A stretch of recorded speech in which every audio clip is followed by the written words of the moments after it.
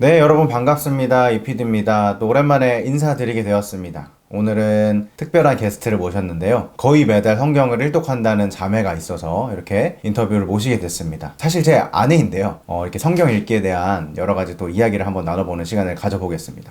인사 한번 해주시죠. 안녕하세요. 저는 이PD 아내입니다. 5살, 3살 아들들 육아하고 있고 또 뱃속에 셋째 가져가지고 내년에 출산 기다리고 있는 전업 엄마입니다. 네, 반갑습니다. 반갑습니다. 네, 그러면 이제 하나씩 좀 차근차근 자연스럽게 대화를 한번 해보도록 하겠습니다. 네.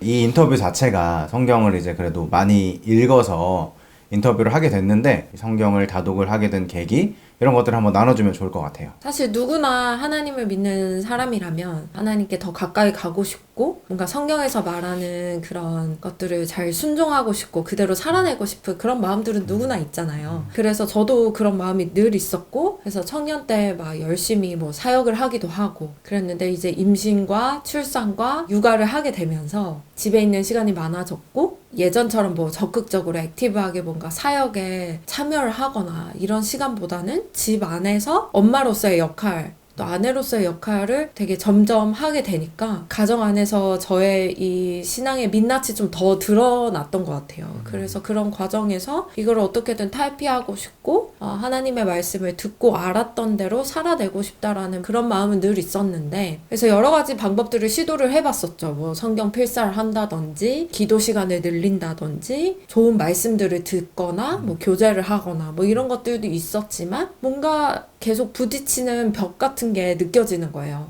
더 돌파되지 않는 뭔가 이런 막 같은 게 있는 그런 느낌이 되게 많이 들었고 그 당시에 저를 좀 비유를 좀 해보자면 막 계란이 있으면 겉껍질은 이제 뚫어졌는데 이 속껍질이 안 뚫어지는 거예요. 그 밖에 보이는 것 같은데 이게 나가지는 못하는 그런 되게 답답한 그런 상황이 한 몇 년 됐던 것 같고 그러면서 어떻게 하면 좋을까라는 여러 가지 시행착오를 하고 있는 와중에 어떤 목사님께서 성경을 소리내서 많이 읽어라 라는 권면을 해주셨고 그게 저한테는 되게 새롭게 다가왔어요. 그런 권면을 저한테 해주셨던 분이 없었기도 하고 그런 유익에 대해서 설명해 주시는 분이 없었었기 때문에 그저 뭐 1년에 한 번 정도 통독하면 되지 이 정도의 기준을 가지고 있던 저에게 그냥 성경을 많이 소리내서 읽고 그리고 작은 부분이라도 삶 속에서 순종하면서 그렇게 성경을 계속 읽어 나가라라고 하는 것이 되게 도전이 되었고 순종하는 마음으로 실천하게 되었고 지금까지 하게 된 것 같아요.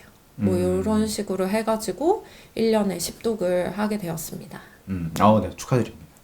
네, 그러면 이제 저도 그렇게 실천을 하고 있는데 성경을 소리내서 읽었을 때랑 그냥 이렇게 뭐 눈으로 읽거나 아니면 뭐 보통 뭐 오디오 성경으로 귀로 듣잖아요. 소리내서 읽었을 때랑 좀 다르게 읽었을 때 그랬을 때 어떤 차이들이 느껴졌나 그런 것들도 한번 얘기해주면 좋을 것 같습니다. 제가 첫째, 둘째 임신했을 때도 태아들도 귀가 있어서 소리를 들을 수 있잖아요. 그래서 태아한테도 이제 말씀을 읽어주고 싶어가지고 첫째, 둘째 때는 오디오를 틀어놓고 저는 그냥 눈으로만 읽고 너는 들어라 나는 눈으로 본다 이렇게 하고 성경을 1독 정도씩은 했던 것 같아요. 근데 제 목소리로 이렇게 소리를 내서 많이 읽는 습관을 들이다 보니까 이게 제 입에 그 말씀이 그 자체로도 선포가 되는 거예요. 입으로 이 말씀을 읽는 것만으로도 그 자체가 선포고 기도가 되고 또 이거를 또 제 귀도 듣고 아이도 듣고 믿음은 들음에서 난다는 그 말씀처럼 정말 선포와 들음이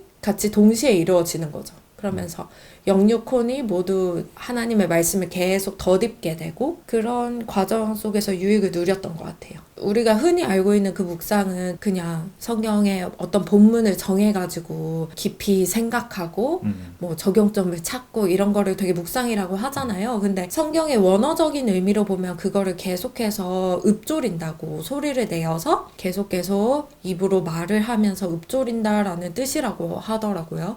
그래가지고 그거를 알게 된 다음부터 이제 또 말씀이 영의 양식이니까 그거를 진짜 먹는다는 생각으로 계속 그냥 씹는 거죠. 근데 우리가 뭐 음식을 먹을 때도 뭐 이거는 비타민 얼마 여기는 뭐 단백질 얼마가 들었으니까 나는 이게 필요해. 식단 관리하시는 분들은 그렇게 막 꼼꼼하게 체크하시는 분들도 있지만 일반적인 분들은 막 그냥 같이 먹잖아요. 네, 그것처럼 하지만 우리 몸에 어떤 영향을 끼치는지 다 알지는 못하더라도 맛있게 씹어 먹는 것처럼 말씀도 우리가 다 이해하진 못하더라도 영의 양식이니까 무조건 그냥 내 영에 밥을 준다. 라는 생각으로 그냥 계속 읽었던 것 같아요. 그래서 저희 가정에도 사실 이렇게 거실 소파에 있으면 아내가 이제 혼자 읊조리면서 중얼중얼 말씀 읽고 있으면 저도 이제 중간에 와가지고 이제 중얼중얼 읽고 이렇게 막 각자 이렇게 읽는 시간들을 가지는데 그게 되게 좋은 것 같아요. 말씀이 우리 집 안에서 이 공간에 이제 이 말씀이 선포되고 이게 말씀으로 채워지고 그런다는 이런 마음에 되게 좋다는 저도 유익을 가지고 있습니다. 소리내서 읽는 거에 대해서. 그러면 그렇게 생각을 할 수도 있을 것 같아요. 굳이 뭐 많이 읽어야 돼 이렇게 생각을 할 수도 있을 것 같고 그랬을 때 이제 아내님이 느꼈던 이런 다독의 유익에 대해서 좀 얘기를 해주면 좋을 것 같고 이런 것들을 한번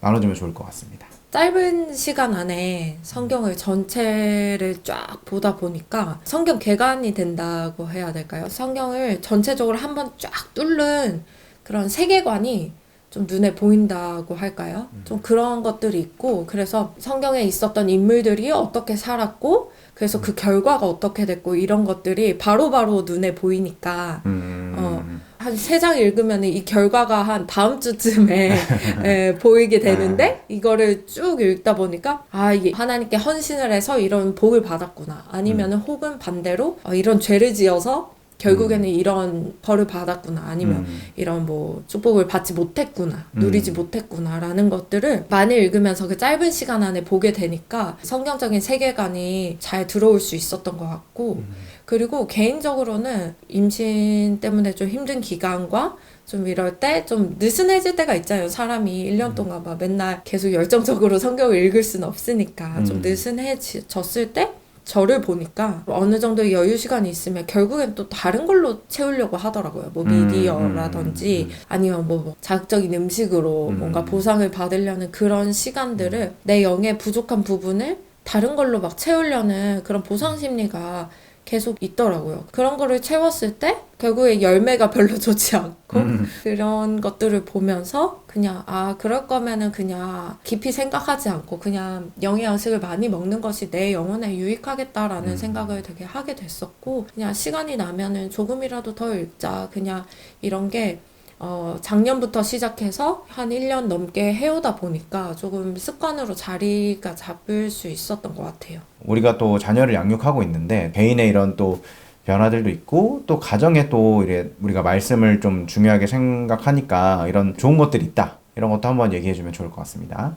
아이들을 키우다 보니까 이제 점점 뭐 아이들을 이렇게 어떻게 말을 해줘야 좋은지 뭐 자녀 양육의 팁 같은 거를 되게 많이 구하게 되잖아요. 아이들이 크면서 계속 성경을 읽고 또 하나님을 믿으면서 생각을 하는 거는 그냥 좋은 부모가 되는 길은 좋은 크리스천이 되는 거구나라는 생각을 되게 많이 하게 되더라고요. 그래서 진짜 하나님을 사랑하는 모습을 보여주고 성경대로 살아가는 모습을 보여주는 것이 자녀 양육의 가장 최고의 지름길이구나. 자녀 양육에 뭐 필요한 부분들이 뭐 굉장히 많이 있지만 저희는 성경을 그래도 어릴 때부터 계속 접하고 말씀을 듣고 이렇게 먹을 수 있도록 노출을 시켜주고 하는 것이 또 성경을 계속해서 사랑하고 그 말씀을 계속 읽는 모습을 보여주는 것 자체가 자녀에게 되게 큰 유산이라고 생각을 하게 되고 또 저희가 뭐 매일 저녁에 가정 예배 드릴 때도 시편을 한 세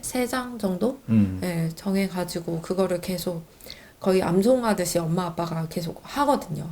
그러면 이제 5살짜리 아기는 첫째는 거의 그런 거를 외우다시피 하긴 해요. 본인한테 막 외워라 이렇게 하진 않았지만 너무 자주 듣다 보니까. 그래서 그게 결국에는 이 아이들이 자라가는 데 있어서 가장 큰 유산이 될 거라고 생각하고 있어서 그래서 말씀 읽는 것 자체가 자녀 양육에도 도움이 된다라는 생각을 하면서 하고 있어요. 말씀을 전해주는 게 사실 자녀한테 줄 수 있는 가장 좋은 유산인 것 같아요. 네, 맞아요.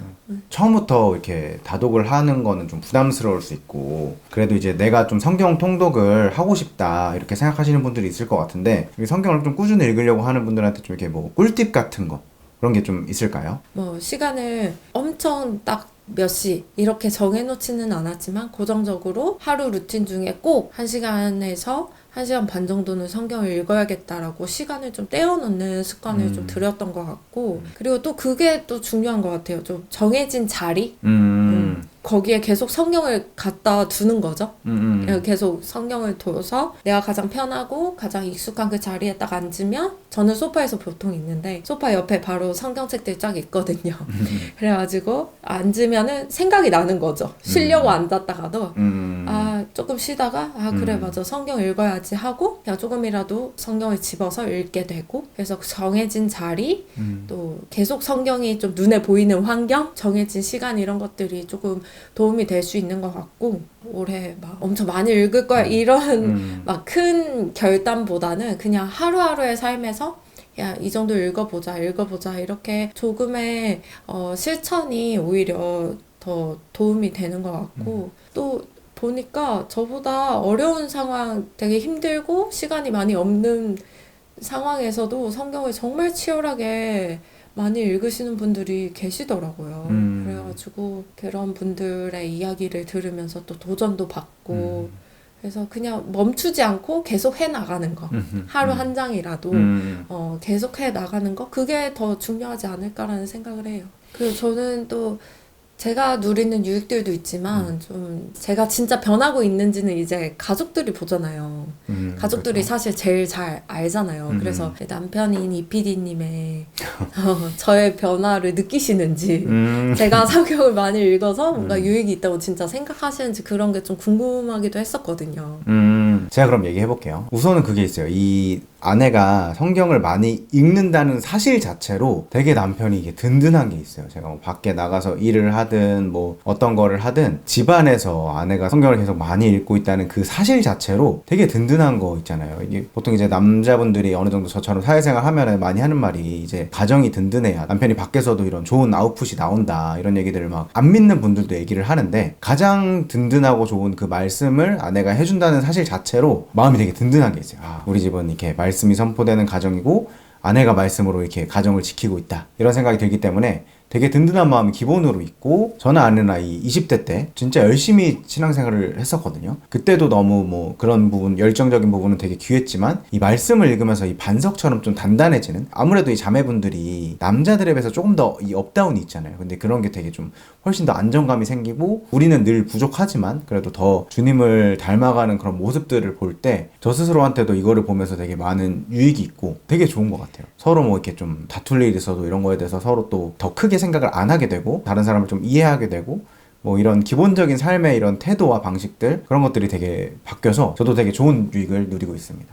네. 지금까지 뭐 그래도 많은 이야기를 좀 나눴던 것 같고, 그러면 마지막으로 이렇게 성경을 읽고 싶은 분들에게 권면을 해주는 그런 시간을 가지면서 마무리하면 좋을 것 같아요. 저는 뭐 원래 성향 자체가 책이 궁금하면은 좀 처음부터 좀 끝까지 끝을 봐야 되고 막 약간 이런 스타일이에요. 책을 한번 잡으면 그래도 끝을 보고 싶다, 뭐 이런 성향의 사람들이 있잖아요. 근데 또 그렇지 않은 사람들도 있고, 그래서 자기의 상황과 또 스타일에 맞게, 하지만 끊임없이 그냥 계속 성경을 읽으려는 노력을 해 나가는 것만으로도 저는 되게 유익이 있다고 생각하고, 아 이게 너무 부담이 되고 막 너무 무겁고 이렇다기보다는 그냥 좀 매일매일의 삶 속에서 한 이 정도만 읽어보자 라고 가볍게 시작하셔도 좋을 것 같고, 그래서 저는 시편으로 시작하는 게 가장 좋은 것 같아요. 시편은 특별히 또 10편 읽는 거랑 다른 성경 10장 읽는 거랑은 좀 성취하는 그 속도가 다르다 보니까, 또 시편 자체가 찬양이고 기도니까, 그래서 시편으로 시작을 하시는 것이 좋지 않을까라는 생각을 하고, 뭐 그렇지 않더라도 내일 어떻게 할 거고 뭐 다음 달에 어떻게 할 거고 이거보다